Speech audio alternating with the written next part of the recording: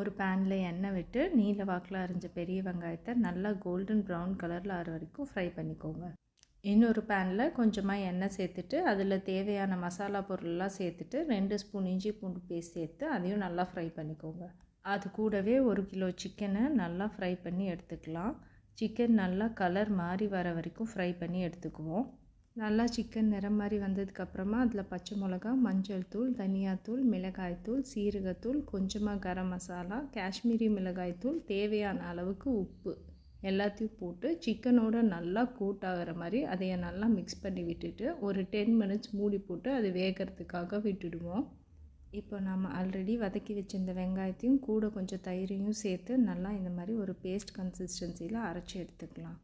Chicken இப்போ பாதி cook ஆகிருக்கும். அது கூட உருளைக்கிழங்கு சேர்த்துட்டு மசாலாலாம் நல்லா கோட் ஆகிற மாதிரி ஃப்ரை பண்ணிவிட்டு அதில் நம்ம அரைச்சி வச்சிருந்த விழுதையும் கொஞ்சம் தண்ணியும் சேர்த்து கன்சிஸ்டன்சியை அட்ஜஸ்ட் பண்ணிவிட்டு மூடி போட்டு ஒரு 15லேருந்து 20 நிமிஷம் வரைக்கும் அதை வேகிறதுக்காக விட்டுடலாம். ஆஸ் யூஷுவல் ஃபைனல் டச்சாக பொடி பொடியாக நறுக்குன்னு கொத்தமல்லி தலையை தூவி இறக்குனீங்கன்னா Pakistani style chicken shorba ready. இந்த டிஃப்ரெண்ட்டான சிக்கன் கிரேவியை இன்றைக்கே செஞ்சு அசத்துவோமா? பாய்.